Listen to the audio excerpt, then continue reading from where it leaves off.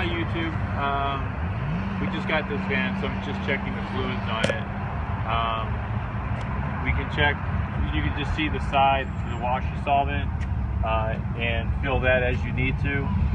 Real easy, just take the cap off and then put it in there. And we've been running our vehicle for a little bit, so I wouldn't want to take the radiator cap off. You can feel the top of it. If it's hot, don't touch it.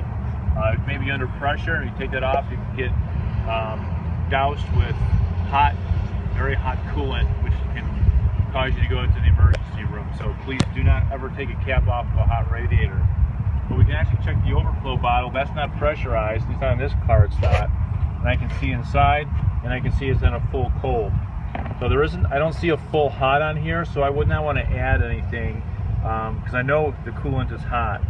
So I'm above that line, so I'm okay.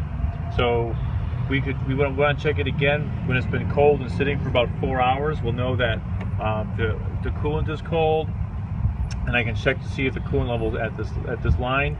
If it is, we're good. If it's below that, we can add a little bit more. Checking engine oil. The engine should be off when you do that. Now it has a little dipstick on there, and it says operating range should be within the little crosshatch. There's like a little crosshatch area here. You should be within that. That's normal. It's below that, it's low. And from here to here is 1 quart low, so that'd be a pint low if the level was there. So I'll put it in there. I wipe the stick clean. Put it back in there to check your level.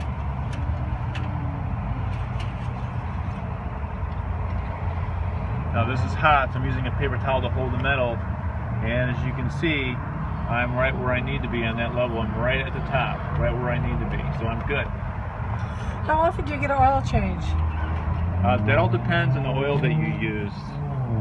It used to be every 3,000 miles or 3 months, but because of the better oils that they use now, if you're running synthetic oils, you can go as long as, for semi-synthetics, as much as 5,000 miles. For full synthetics, as high as 10,000 miles. Some of the manufacturers are even going 15,000 miles with their full synthetics. So again, that depends on the oil and the vehicle that you're running on. Should you check your manual? You can check your manual, see what the manufacturer recommends. I would just say whatever the manufacturer recommends is what you should do. Now, again, we should have the engine running for this. If I pull the stick out, wipe it clean for transmission oil. So we'll go ahead and get the car started.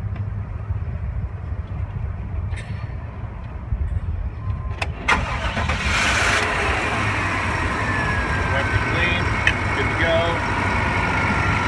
Again, it should be hot. If you're checking transmission oil, it should be hot and running. Put it all the way in, put it all the way out. Again, looking at that crosshatch area. We're good to go. Right where we need to be. We're also looking at color. Transmission fluid is red. They put a dye in it to make it red. So you know the difference between that and any other kind of oil. It's one of the major reasons. So they have the dye in it for red. So it should stay that nice red color. If it starts to turn clear or a dark brown color, that's real bad. You need to change it out.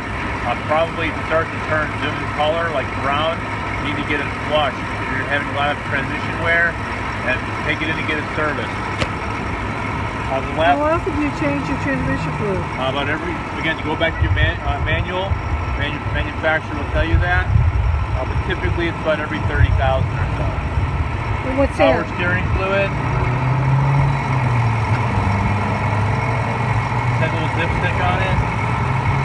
I'm right where I need to be. So it's full, good. Don't want to overfill your fluids. In some cases, that's even worse than having a little bit low. So don't overfill your fluids. Why is that? Well, some fluids need, like engine oil, you may actually, the crankshaft actually will act like an egg beater. What's going to happen? What would happen to eggs if you beat it with an egg beater? What happens to it? It gets kind of foamy, right? That's bad. You're going to put air into the oil, and that'll be picked up by the pump and put air into your system. That's really bad. You're going to cause engine damage. So don't overfill your fluid. get right to the level, that's fine. Running a little, if they're running a little bit low, it's an over full. How often should you check all your fluids? Probably, if you know you have a problem, obviously you're going to do it more often. Like if you know you leak certain fluids, you're going to do it more often. Like how often? Well, once a week, once a month? You should do it probably recommended to check at least engine oil and transmission fluid oil every single time you get gas. So what are you doing there? What's that? I checked the brake fluid right where it needs to be. It's all the way to the top. You don't want to keep caps off on brake fluid any longer than you have to, because they absorb moisture in the air. It can become bad. The fluid gets bad. And brake fluid, again, will actually take paint off. You got to keep it away from painted surfaces. So, it's a very aggressive fluid. So what is that? Now, see all the dark brown color of that? That's not very good. Typically, brake fluid is clear, so we're going to want to flush that. Get all that out of there. Put some fresh brake fluid in. It's probably been in there a few years. How often do you change the brake fluid? Most manufacturers recommend either every year or every 2 years you change your brake fluid. Especially if you have ABS, you're going to change all that out just to keep it nice and clean and keep the nice properties. And if it's open, like remember how I had this open, if that stays open, or if it's raining outside, or if it's very moist outside, it'll absorb moisture. It does that by design. It's supposed to do that, but it's bad because it'll start turning the fluid a very dark brown color if you do that. And both of those are brake fluid? Yes. This is for one side of the circuit with my back brakes, and this is my front brakes.